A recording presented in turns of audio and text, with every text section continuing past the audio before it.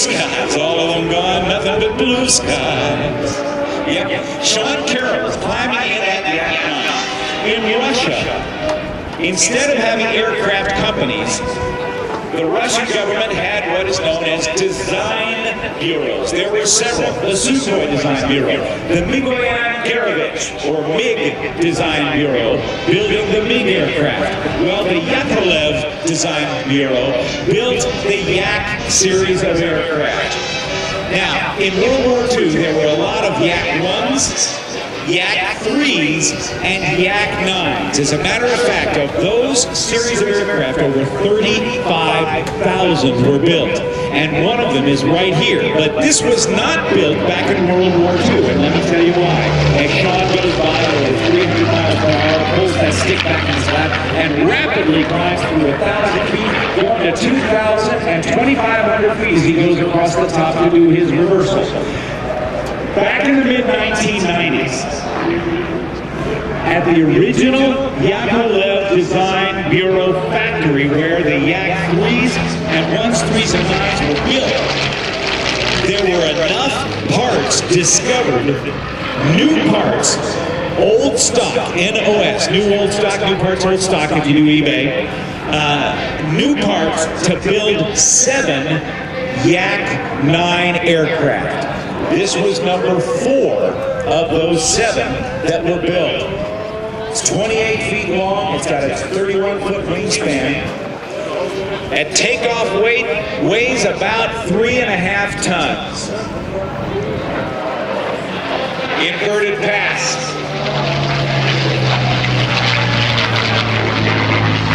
Rolls it upright. The armament aboard this aircraft was significant. It had a 23mm cannon aboard. It had 2 machine guns firing 12.7mm shells. It could carry 8 rockets, and believe it or not, it actually could carry 2 bombs. But the bombs would not be mounted under the wings or under the fuselage. They were actually mounted vertically inside the fuselage behind the pilot, and could be dropped vertically on the target. Now watch him as he goes into the 4-point hesitation roll. Look at how snappy Sean does this. This is one great pilot. As a matter of fact, Sean has a significant history as an airplane racer at the Reno National Air Races that are held out there in Nevada every September. Back in 2002, he flew this airplane in the unlimited bronze class and won 3rd place with a qualifying speed of 364 miles per hour. Now, the first engine that was aboard the Yak-9 was a Klimov V12 engine, liquid cool, unlike the mystery ship flown a moment ago by Kyle Franklin, that is an air-cooled engine. More engines actually for airplane were and continue to be air-cooled with the piston engine type, but this one was a liquid cool engine.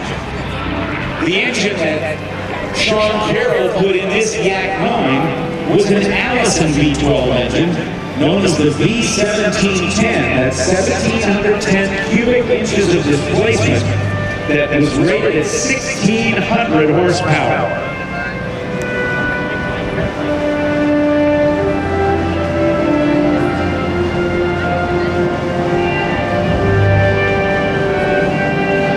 Hey Sean, you're going to do a knife edge one for us? He's still talking on the boss ring. Yeah, there's the knife edge pass. Look at that.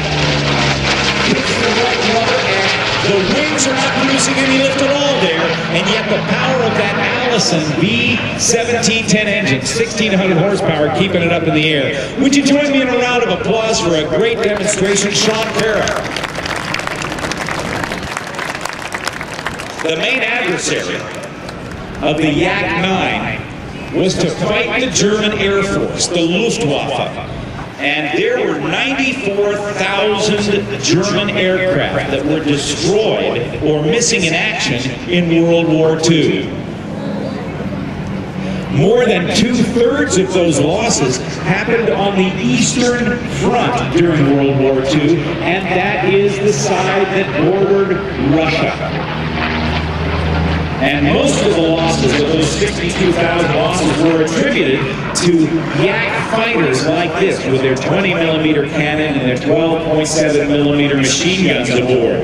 And just so you ladies know that you're not being ignored here, let me tell you about this. And this did not happen in the United States in World War II. The Russian Air Force actually had women fighter pilots, and 12 Russian women became aces in Yak aircraft. And when I say an ace, that means at least 5 aerial victories. So let's hear it for the Russian ladies who fought.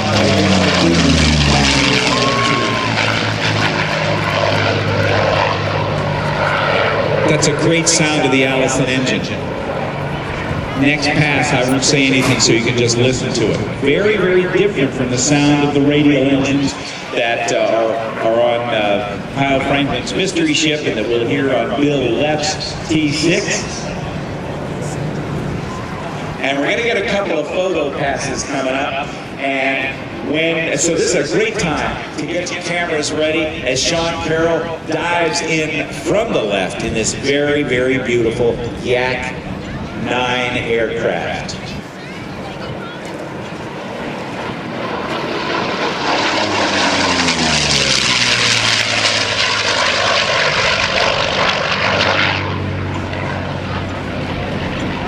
He's going to do one more like that. This Allison engine was the same type that was put in the Lockheed P-38 Lightning and also the Curtiss P-40 Warhawk.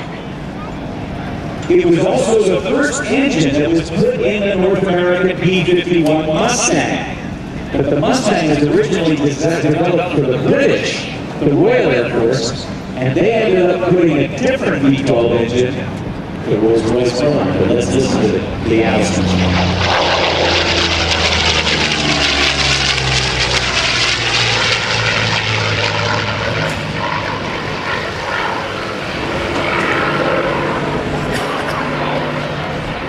Rolls-Royce Merlin V12 engine was also used in the Hurricanes and Spitfire aircraft that were the mainstay fighters of the Royal Air Force. We'll talk more about the Mustang a little bit later. Sean Carroll diving in right now, and we'll listen one more time.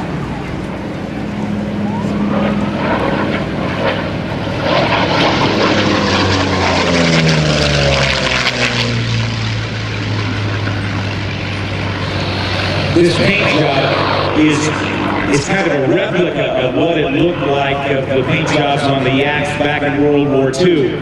But the paint job on this one is done with a very, very special composite paint. A lot shinier, a lot more durable, and a lot more expensive.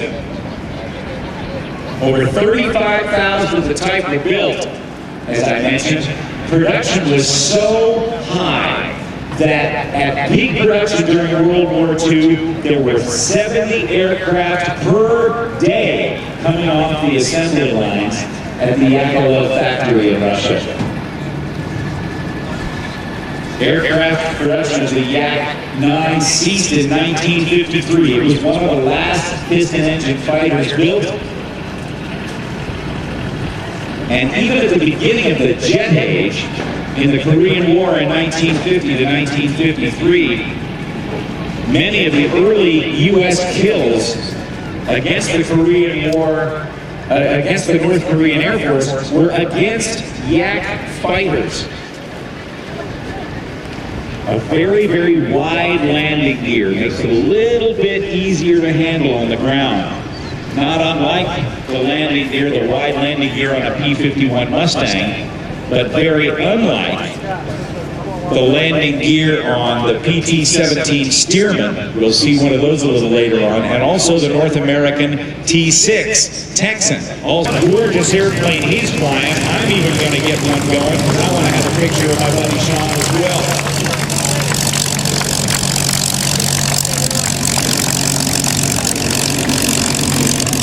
Yeah, buddy. Way to go, Sean.